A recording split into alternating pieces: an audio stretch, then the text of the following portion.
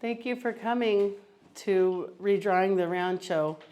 My name is Amy Rowland. I'm a sixth generation descendant of Maria Encarnacion Martinez and John Rowland the first. It was a beautiful pairing, the two, when they met in Taos, New Mexico. Maria was an indigenous Pueblo Mexican Indian in the area, and John Rowland was a white Caucasian descendant from Wales. They met in a turbulent time in New Mexico where the state of disarray was happening amongst the people, where the Spaniards and the Mexicans were fighting for land. So at that time, during their marriage in the early 1800s, upon their marriage, Rowland became a naturalized citizen and became literate in Spanish, reading, writing, and of course, adopting the culture which all their children were raised in. They became a predominant family in the area where they had a mercantile, they had a mill, they had tile lightning that they made. But the important part about it was they helped the community and they helped orphan children and they adopted them. But during the time where the Spaniards were taking over Mexico, it was a time where they needed to flee for their safety. So John Rowland partnered with William Workman, and they paired up together to take the old Spanish Trail all the way from Abiquiu, New Mexico, to right here in Los Angeles County, which is now Los Angeles County, which would be the San Gabriel Valley.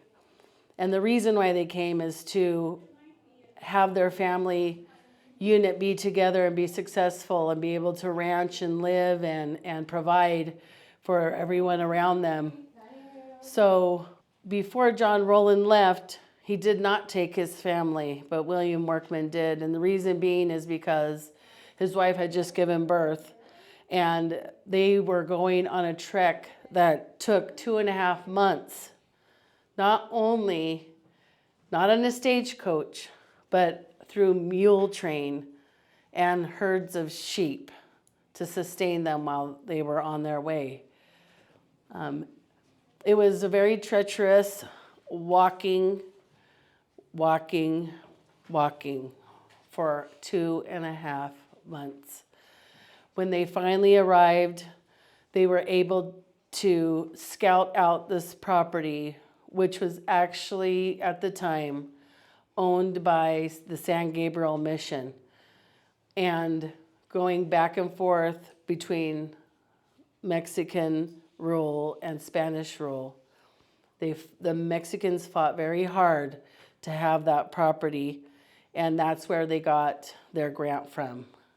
It was 50,000 acres, if you can imagine. It took one day's ride from one end to the other. But Rowland knew the significance of buying this land. It would sustain his family for many generations to come. 6 generations later, the Rowlands are still in this area. He went, upon Rowland's arrival, he went to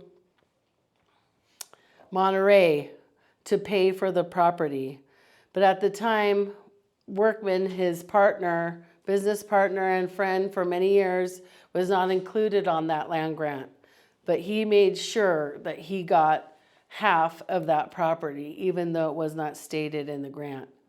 So they started to establish their home here, and that meant making adobe. And adobe is an ancient practice that has been around for many generations. The adobe buildings are very famous in New Mexico, And so they brought that here. They built the bricks with indigenous people in the area. They built it with their hands. They built it from the bottom up. And the family lived in that adobe for many years. But Rowland had to go back a second time.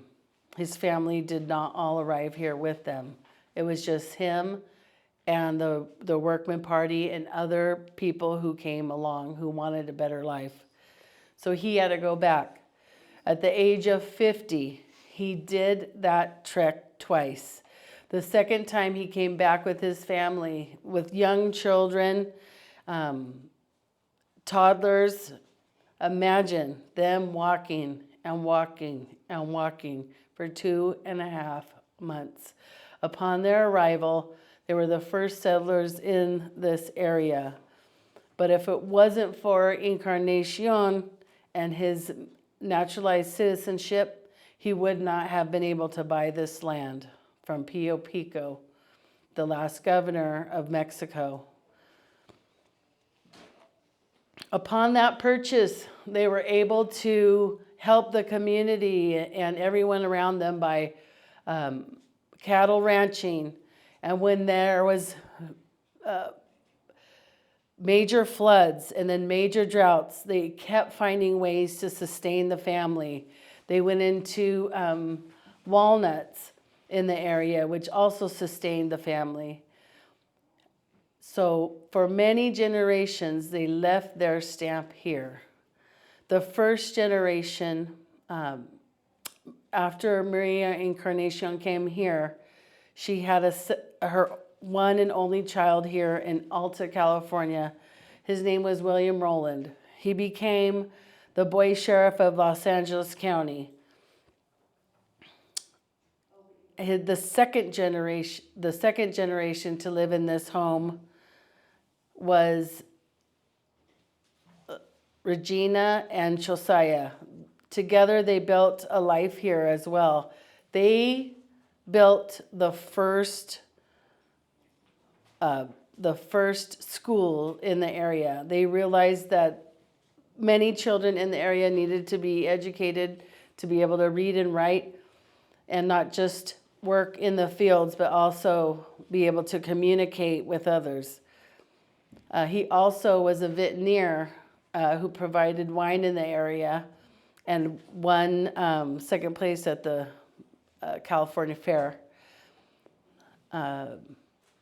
Many contributions were made to the area, and there was no turning anyone away.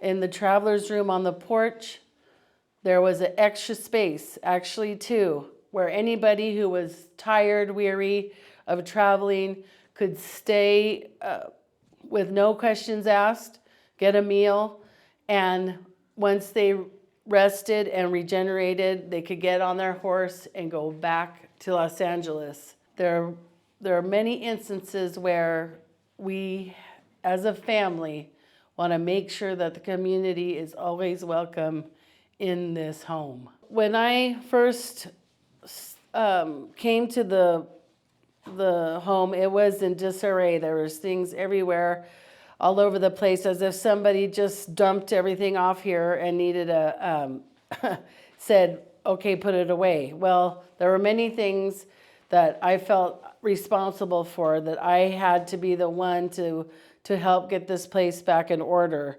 So 7 years ago, I was voted in as the president.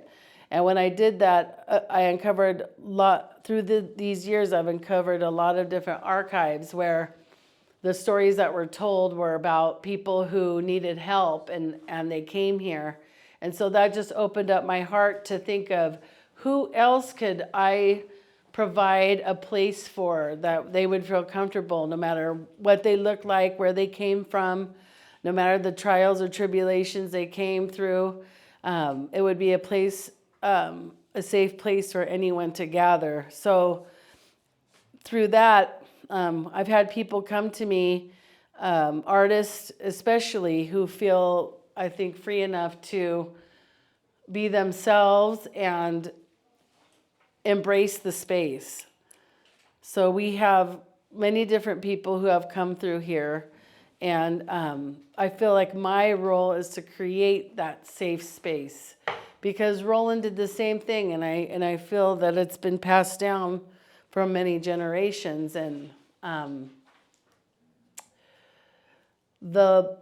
feel like the heart of this house is the people who come in it. And so that's why I'm so happy that people are gathering here, realizing the importance of this place and bringing the historical wrongs to a right, bringing the good things from the past to now, and feel like they can kind of be themselves and be free enough to walk the space where others have for many generations. This house is 170 years old. And I feel like the soul is here and is willing to embrace children, adults, the elderly, anybody who has a disability, anybody who just needs a little embrace, spiritually and physically. I think this is the place for people to be.